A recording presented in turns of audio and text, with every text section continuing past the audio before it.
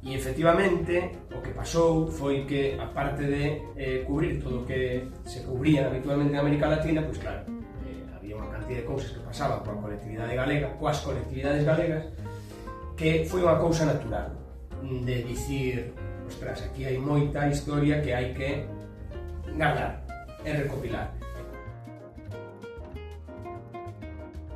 Me gustaría que contaras un pouco como foron as ondas migratorias nesta zona das Mariñas coruñesas, porque de feito, bueno, eu son de Sada e entón eu sempre pensaba que en Sada maioritariamente, como temos unha chocolatería que é Venezuela, pois eu sempre dicía, bueno, a nosa migración maioritariamente tivo que ir a Venezuela, non? Porque realmente, bueno, pois a miña familia fora ali, pero, sen embargo, lendo o libro hai unha gran pegada nas dúas ondas migratorias, primeiro a Cuba, non? En toda esta comarca coruñesa e tamén a Nova York. É que están unidas. Normalmente, o sea, a xente que foi a Nova York, é certo que, bueno, Nova York en si mesmo tivo dúas vagas moi marcadas e moi distantes entre sí.